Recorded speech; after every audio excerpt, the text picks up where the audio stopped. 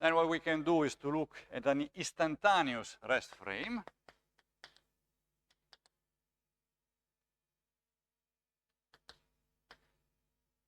Remember that we are dealing with accelerations. Therefore, the velocities are changing, but I can take let's say a screenshot, a moment in which I have a certain velocity, and that is the instance that I'm going to consider. So in this instantaneous instantaneous rest frame. So in this case, gamma is going to be equal to 1 because we are at rest in that moment. We are moving with the frame in that specific velocities, and gamma dot is going to be equal to 0. In this frame, then our components for the 4 velocities are going to be equal to 0, always, and we have the standard acceleration for our 3-dimensional components. Having that, it's all nice, all good so far. Or we can continue. Here I have 4, so this is 4 now. We can look now at some physical quantity of our particle, more than just its position, velocity, and acceleration, which is the momentum. So we can define now the 4 momentum of particles.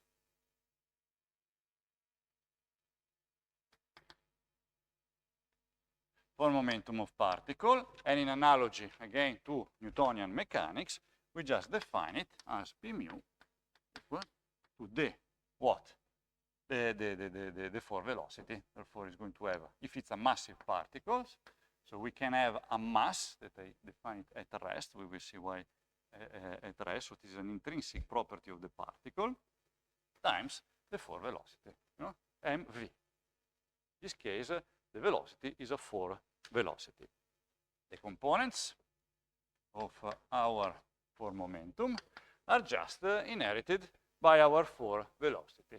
So we just are going to have this expression times the mass at rest. Nothing more than that. So here we have, we are going to have m0, gamma, c, and then we have the 3-dimensional velocity, which I'm going to show you are going to be equal to the energy of our particle divided c, and the standard, and the momentum. I use, let's call it, gamma is absorbed, so let's write it a p with these pedix here, so that to avoid confusion. All right? So that's what we have.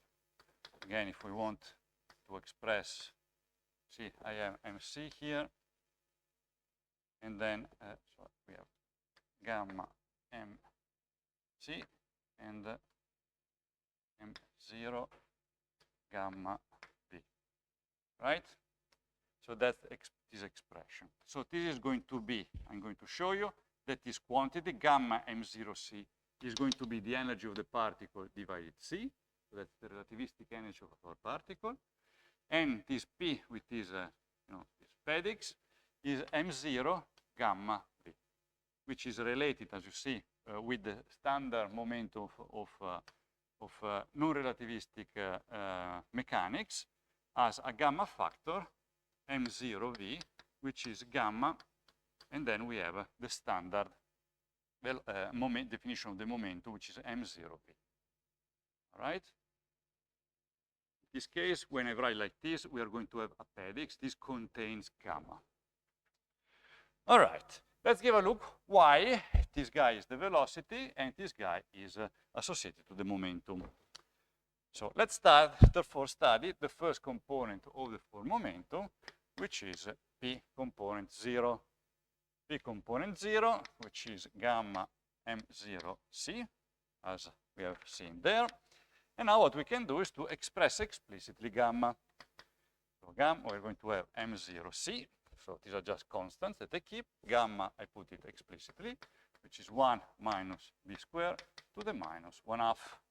That's just our gamma. Then what I can do is to expand this expression at first order, okay? Because I can look how this is linked to our non-relativistic world that I must must be comprehended, must be explained by this expression that are more general. All right? So we go for gamma, which is going to 1, meaning no relativistic scenario. Therefore, we're going to have M0, which we always have. Now, this guy is small. Beta is very small.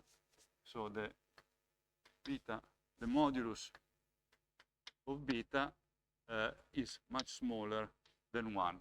Velocity much smaller than the speed of light. We Taylor expand this guy.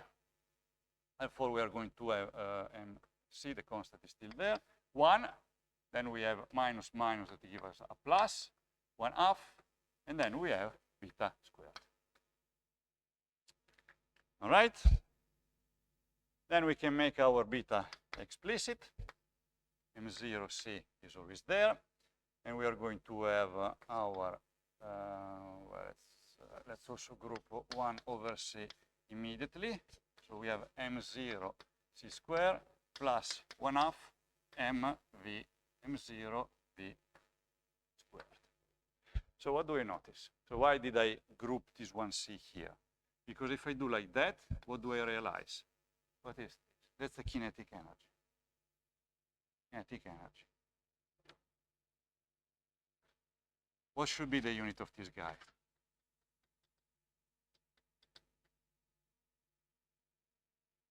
The same of this one. It means that also this object is an energy. Is a contribution of energy that the particle possesses, even if it's not moving, just by having a mass. It has a mass, which we call rest mass. That's why we call it rest mass, so without the velocity term, so that the energy or the mass of the particle at rest times c squared. That's the famous mc squared formula, right? Particles with a mass possesses an equivalence between mass and energy. Okay, good. So we understand, if this is the case, that this is the energy of our particle divided c. Divided c because we have this factor here. All right. So let's then say M0 is a rest mass, and M0 c squared is the rest energy of our massive particle. So this is a key concept to keep in mind. Nice. So this was P0. Now we have the 3 special components. So we have the P, the 3-dimensional component, P. And again, I just copied here. So we have gamma 0 V, just that. And we have a relationship with the energy. Look what we have here. We have our energy, which is this one. So we have gamma M0C is equal to E over C. What do we have here? Gamma over M0. Gamma over M0. Therefore, what I can do is to make a substitution. I can substitute gamma M0 with the energy. So if I bring the energy on this side, I have E over C squared is equal to this gamma M0. I just make this substitution here. What we have is this beautiful expression, energy over C squared and the velocity. So we have this convenient expression that is relating the momentum of a particle with the energy of the particle. So the zero momentum of the energy momentum is our energy momentum, and the velocity in the 3 dimensions. So we have this relationship which is extremely convenient. All right? So you see, now you are fully convinced that our, let's write it here to stress this concept once more, that our 4 momentum is equal to E over C, the energy of our particle, and the 4 momentum.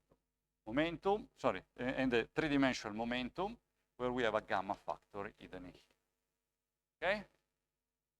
That's an extremely important